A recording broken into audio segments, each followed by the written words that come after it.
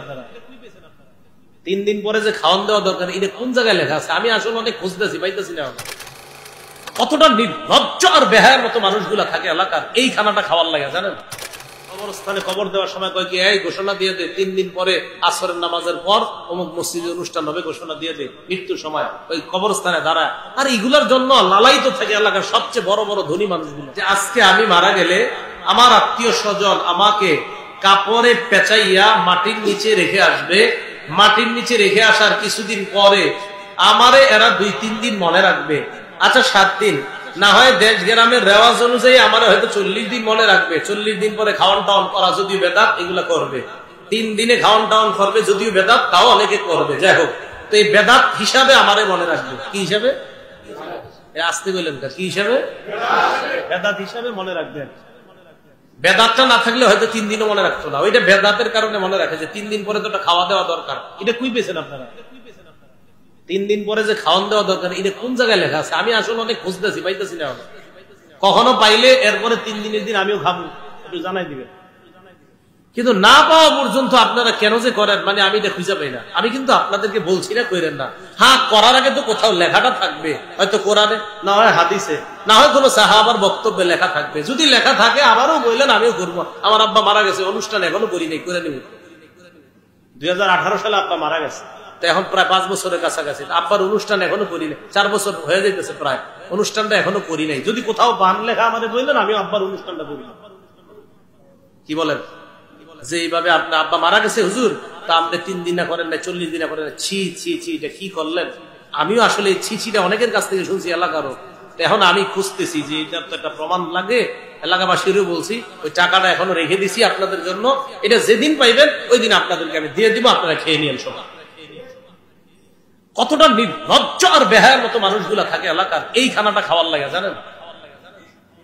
মারা যাইতে ওনার সম্পত্তি এখনো বন্টন হয় না। আপনি কার সম্পত্তি থেকে গরু খাচ্ছেন বলেন আমার? ওনার সম্পত্তি এখনো বন্টন হয়নি, আপনি কার সম্পদ খাচ্ছেন? উনি যে মারা গেছে, ওনার বড় ছেলে আয়োজন করছে। এই তো বড় ছেলের এই অধিকার কে দিছে এই সম্পত্তি থেকে আয়োজন করা? এখনো তো তার আরো 7 ভাই আছে, 3 বোন আছে, সবার হক আছে। কে করছে বলছে এই কাজ করতে? বাবা মারা যাওয়ার পর তার 8 সন্তান। হক কি 8 জনের না 1 জনের? আরে হক কি 8 জনের না 1 জনের? 1 জনে সব করে ফেলছে। কেন? যেন মাসালা জানবেন, ওলামায়ে কেরামের কাছে তো যাবেন। ওনার সম্পদে এখনো বন্টন হয়। কবরস্থানে কবর দেওয়ার সময় কয় কি, এই ঘোষণা দিয়ে দে 3 দিন পরে আসরের নামাজের পর অমুক মসজিদে অনুষ্ঠান হবে, ঘোষণা দিয়ে দে। মৃত্যুর সময় ওই কবরস্থানে দাঁড়ায়। আর এগুলার জন্য লালায়িত থাকে এলাকার সবচেয়ে বড় বড় ধনী মানুষগুলো। কেন? খানার জীবনে বাদ নাই। আমি জিন্দিগিতে কবে এই খানা খাইছি আমার মনেও তো নাই। এটা না খায় কি বাঁচা যায় না দুনিয়াতে? 5 বছর ঋণের উপর আমি পড়াশোনা করছি, কোনোদিন তো এই খানা আমি কোনোদিন পেটে নেই। এই খানা পেটে নিয়ে সন্তানের আপনি মেধা নষ্ট করেন না। এই সমস্ত খানা পেটে দিয়ে সন্তান, আপনি আপনার আব্বা মারা গেছে তার জন্য আপনি দোয়া করেন বেশি বেশি, মাদ্রাসায় গিয়ে দোয়া চান। এমন এমন কাজ করেন না যেই কাজে শয়তান খুশি হয়, আপনার আব্বার আযাব হয়, এগুলা করেন না। মৃত ব্যক্তির নামে কোরআন খতম করায় টাকা দেওয়া নেওয়া বিলকুল নাজায়েজ। এই মাসালা মনে রাখবেন। মৃত ব্যক্তির নামে কোরআন খতম করে টাকা নেওয়া দেওয়া উভয়টা হারাম। আবার বলছি, মৃত ব্যক্তির নামে কোরআন খতম করে টাকা দেওয়া নেওয়া উভয়টা হারাম, জায়েজ নেই। রাসূল আকরাম সাল্লাল্লাহু আলাইহি সাল্লাম, আপনার আব্বা এখনো মরলই না, মানে মরছে, মরার পরে আপনার আব্বা কি পচছে না কি অবস্থায় আছে এই চিন্তা না কইরা এদিক দিয়ে আপনি বড় টেনশনে আছেন কবে অনুষ্ঠানটা করবেন। আর এলাকাবাসী এমন খালি আর ছেলের গিয়ে কি ঘটনা, কি অনুষ্ঠানে কি খবর, কি লাউটাও কেমন খোঁজ দিছনি, মুরগি কয়টা অর্ডার করছো, আর গরু কোন বাজারে দেখবা, আমারে নিয়ে যাওয়ার সময়। ভাই, ইসলাম পালন করার চেষ্টা করেন, নিজেদের মন মতো আর ইসলাম পালন করেন না। মরার চিন্তা করেন, আজকে মারা যাবেন তো কালকে একদিন আল্লাহর কাছে ধরা খায়েন না। মানুষ, আপনারা গ্রামগঞ্জের মানুষ, নবীজি সাল্লাল্লাহু আলাইহি সাল্লামকে সম্মান জানায়া এমন এমন কাজ করেন যা শরীয়তে নাই। কেন ভাই এই কাজ করবেন কেন? আপনি যদি মনে করেন সাহাবাদের চেয়ে আপনি নবীকে বেশি মহব্বত করেন, তো এই আপনার এই মনে করাটা দুনিয়ার সবচেয়ে বড় বোকামি।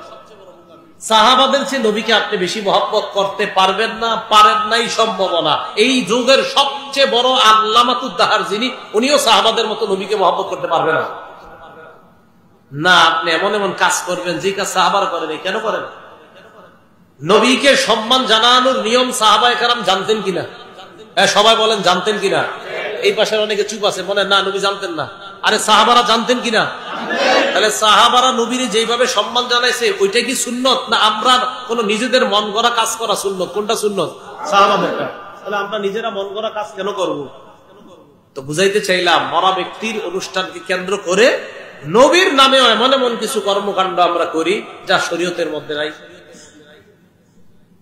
আল্লাহ আমাদেরকে বুঝার তৌফিক দান করেন। আল্লাহ আমাদের সকলকে শয়তানের ওয়াসওয়াসার, ধোঁকার, শয়তানের নেক সুরত থেকে বাঁচার, নেক সুরতে ধোঁকা দেওয়া থেকে বাঁচার তৌফিক দান করেন। ও কিন্তু আপনাকে নেক সুরতে ধোঁকা দিবে। আপনি জানেনও না যে আপনার একটা সিজদাও আল্লাহ কবুল করছেন, এটা আপনি জানেন না। কেন জানেন না জানেন? ও আপনাকে মাজারে সিজদা দেওয়ায়, আবার আপনি 5 ওয়াক্ত নামাজ পড়েন, তা আপনি ওখানেও সিজদা দিলেন, আবার আল্লাহর সামনেও সিজদা দিলেন। এখন বলেন আপনার কোন সিজদাটা আল্লাহ গ্রহণ করবে, মাজারেরটা না মসজিদেরটা? যদি কোন মাজারেরটা তো এটা দিলেন কারে?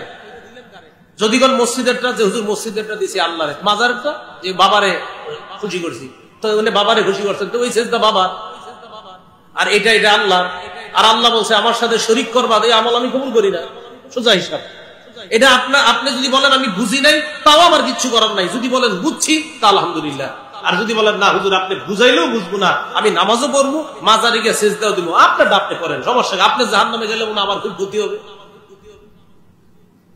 এই কথা অনেক কষ্টে বলছি না, এই কাজ করেন না। আল্লাহরেও সেজদা দিবেন, শয়তানরা আপনি খুশি করবেন, এটা করবেন না।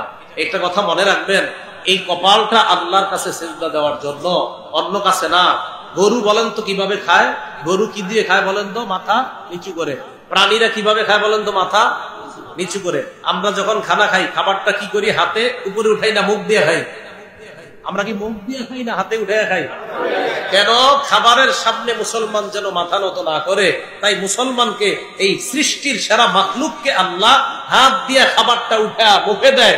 মুখ খাবারের সামনে মাথা নত করবে না, তাই আল্লাহ হাত দিয়ে খাবার মুখে আনায়। কারণ এই মুখ, এই কপাল আমি আল্লাহর সামনে সিজদা দিব।